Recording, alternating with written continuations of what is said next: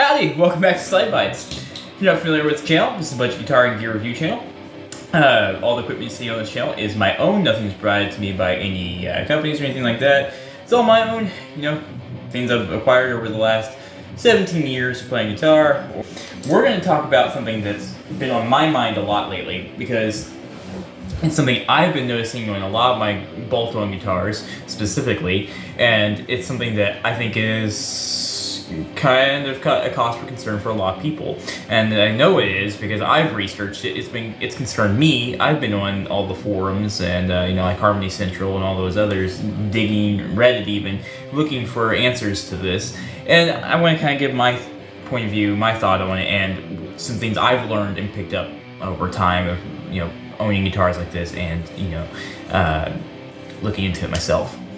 So today we're going to talk about finish cracks, and specifically neck pocket finish cracks. What's a finish crack? Well, let's see if I can show you. I'll put a picture up on the screen, of course, so you can see it, but you might be able to see it pretty easily because this one's got a fairly, oh, there we go.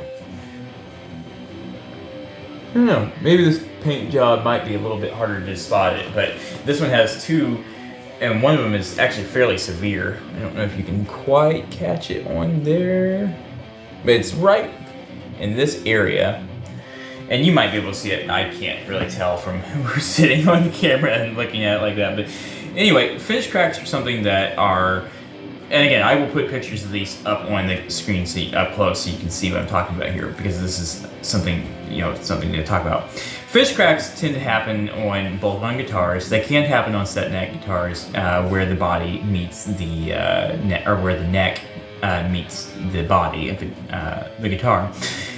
You can see the finish start to crack in those areas. But you see it a lot on bolt-on guitars. I mentioned in my last video on my Chevelle, I have 14 guitars in my collection that are demonstrating something like this issue, and they're all bolt-on guitars. Not all of my bolt-on guitars, but many of my bolt-on guitars do have these neck pocket cracks. So what are they, and are they a concern? They could be a concern depending on how deep that goes. Your neck pocket obviously being very structurally important because, this kind of is where your neck attaches to your body of your guitar at. So you think about what a guitar is, and the most basic, most simplistic way of putting it is a neck and a body made of wood. And you inlet the body to, or route, however you're doing it, to allow this neck to fit into this pocket that you've carved out for the neck to slide into. That's why you have this chunky part of the neck here, and these bolts go through with often a neck plate, not always a neck plate, but you have this plate back here, and your screws go in there and hold your neck on. When a guitar flexes, when the wood flexes with, changes in your environment, humidity, temperature, all that sort of stuff, well, what happens is it pushes. The neck can push on these edges of the pocket, and you usually see these finish cracks start, and it's definitely on this one in the same spot. You usually see them start right in this spot, right where basically where this crease is, right where it starts to go down this way, and it's on like that on this one too, right here in this crease. And you start seeing that because where that wood is curved down, this neck is now pushed out in this thin little area of wood, and it's caused not the wood typically to split. Now it can, this is where the concern is. It's not necessarily causing the wood to split. Typically, what you're seeing is this hardened coating, this finish starting to crack. The wood itself will flex, but the finish can't. It's not going to go anywhere. It's a finish. It doesn't flex really like that. It's hardened up on there, and this is usually in the clear coat. I've seen it in the paint, and I have seen it especially online. So severe that the paint's literally just chipping off, and the wood is fine, but you can literally see people online where the paint literally just flakes off, and it's incredible to see. But it is just something that is very common on bolt-on neck guitars especially. Is it a major concern? For function of the guitar, typically no. It is a concern if it is your wood that is actually cracking. Now, if you really are concerned, and if you're skilled enough, you can take the neck out yourself and check all that, and then but you'll have to do all your put everything back together and do all your probably have to check your intonation and everything else again and do a full setup and all that stuff. But if you're not confident in the competency of your own skills to do this job, you should probably take it to a luthier or some sort of guitar tech in your area and have them check on that for you. They can take this neck off, they can look under there and see if it's actually in the wood or if it's just in the finish. However, it could still be a major irritation and a major eyesore to you as a player. Personally, I have seen people recommending different ways to fix this, using epoxies and things like that. Personally, I'm not going to bother. I think all I would do is make it worse. No one is really staring at this neck pocket on any of those guitars, and all of them it can clearly tell it's in the finish, and that's not anything that's really gonna matter. It's just one of those things that cosmetically, and if you're like me and you kind of get a little bit OCD about it, you start staring at it like, man, I wish I could fix that. But oftentimes when you try to fix something like that, unless you're a real professional, you're just gonna make things worse. I've also seen a lot of people saying, why would you even worry about it if no one can see it? I understand that, but again, I'm one of those people who sits there and stares at things like, I just really hope this is going to be okay. I get it, and while like I said, I am going to leave mine alone because I don't want to damage it or make it worse, and also I'm not really sure it's worth the money to take it in and have someone fix it. For you it might be, and I 100% understand that. It definitely grates on my nerves to see, but I can get past it. If you can't, I 100% understand it. Should you pass up a used guitar if you see those? That's really going to come down to you. I've seen people asking that question a lot online, and my personal opinion is, I bought this guitar used. I didn't know those finish cracks were on there. When I first saw it, I kind of panicked and everything, because I had never seen one as long as this one. But after reading around for a while, I was like, you know what? I think it's not a big deal. And I'm glad I have this guitar. It sounds great, it plays great, and I wouldn't pass one up because of it.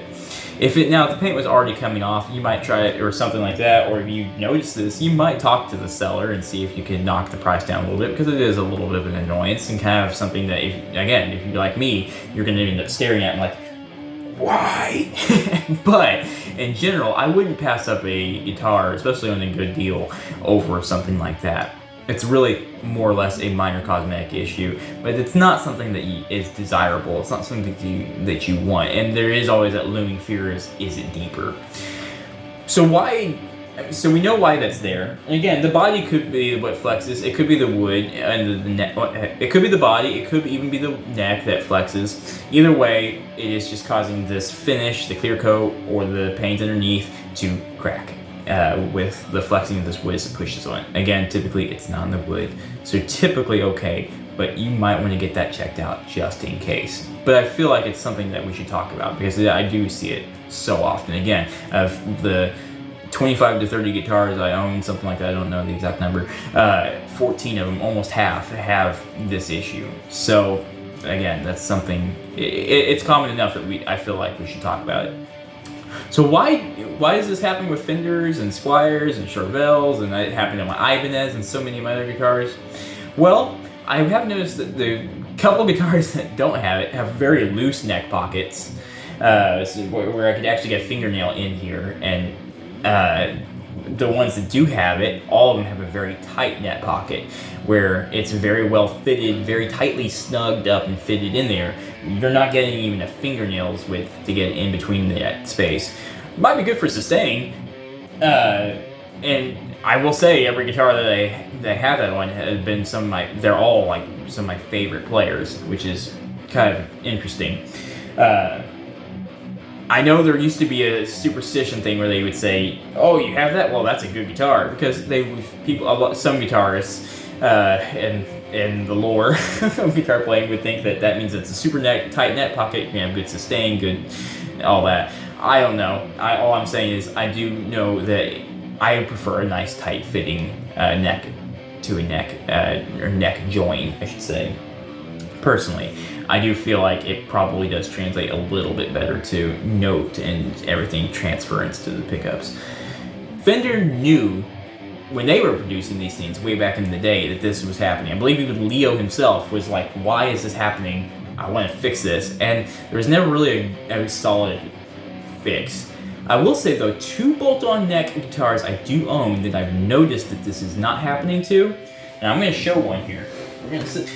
A lot of these guitars, this won't come out like the factory with those neck finish cracks. It'll happen a couple days after you owned it, or a couple weeks, months, years, something down the road, as you know the guitar lives with you and flexes with you, and as you travel with it, take it places, or as things change in your house, whatever. Again, humidity, moisture, temperature, all kinds of things, even impacts can cause that. As basically as the guitars advance through their lifespan, that's usually how it happens. I've noticed on both my Schecter and my TE200, which by the way, there's a familial thing with that brand. They're owned, like co-owned, or they're both owned by the same individual, I believe. What I've noticed, and I don't know if I can show this very well, but you can kind of see it. You see what looks like a little bit of a gap there? Well, there isn't a gap. Not really. What you're seeing, maybe I can show it better on this side. Yeah, both sides of the neck pocket here. Even though this looks like a gap, it's actually really tight. If you try to push your fingernail in up here or anything like that, you're not going to get in. Right here though, this has been lightly chamfered. Just enough. And I think, and again, it's on my Schecter and on this LTD. Again, they're both owned by the same individual. Or both, like they're kind of like related in a way.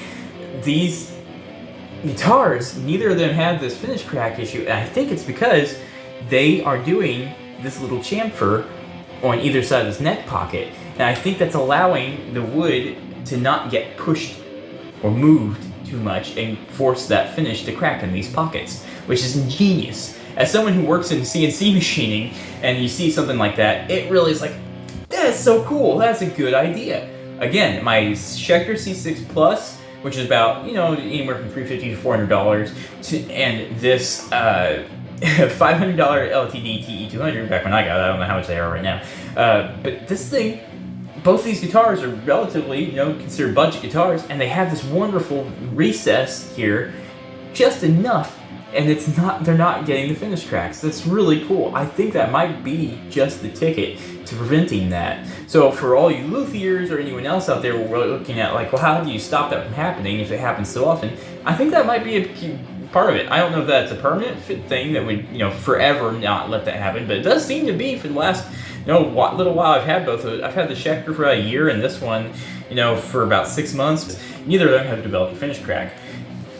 So the fastest I've ever seen one happen was my Charvel, which happened in 2 days of ownership. After doing a setup, I got a tiny one. Again, not a big deal, but it's like, dang it. But I really think this chamfer right here is allowing there to be enough relief for that to be able to, wood to be able to flex and not cause a split in the finish there, which is really cool. So anyway, I just wanted to point that out. Does any of this matter? Not really. It's just something that I've noticed as a guitar player. I know other people have been asking that question online, everywhere. I see it a lot. Again, it could be nothing, it could be something. So you probably do want to get checked out. If you can't check it out yourself, look into it. Most likely it's nothing to panic about. I think it's probably better, unless your paint is actually peeling, rolling away. I don't tend to feel like it's something you should mess with until you think it is going to become a problem, where like you really think that paint's going to come off there, or if it's just really bothering you. In which case, then you should see a luthier or guitar tech, see if someone can fix that. Otherwise, I personally don't think it's a major issue in general, but you should always have it checked out just to make sure it does not go into the wood. And for Schecter and ESP Ltd, good on you for thinking about that. If that's legitimately what that is, and I've seen on 2 guitars that are from that there is a relationship in the ownership there with this same design element. If that's what that is, in fact, again, good on you. I mean, A plus, 100%. What a great idea. If that little recess is what it takes to prevent that sort of thing, that is ingenious, and I just want to point that out. So yeah, good on you, ESP and ESP, LTD, and Schecter. Anyway, guys, thanks for watching. I know this is kind of a weird video, but again, it's something that I know a lot of people will ask about, and a lot of people are curious about, and I've read a ton of forums about this, so I just, because there's so many people that have seen this and worry about it and had questions, so yeah. Anyway, guys, thanks so much for watching SlydeBytes. I appreciate all of you. Thank you to all my returning viewers. You guys mean the world to me so much. Really, it's so cool to have some actual, like, people I can always, I'll see you in the comments, like, there you are. I'm glad to see you. That's super awesome. If you like what I'm doing, if you feel like I've earned it, you might consider liking and subscribing. That does go a long way to helping this little budget guitar gear channel grow. If you like the music in the background, or you like the way I play or anything, you might check me out over on Instagram and TikTok, as long as TikTok is still alive. And you might, you can catch my original guitar music. I write all my own guitar music.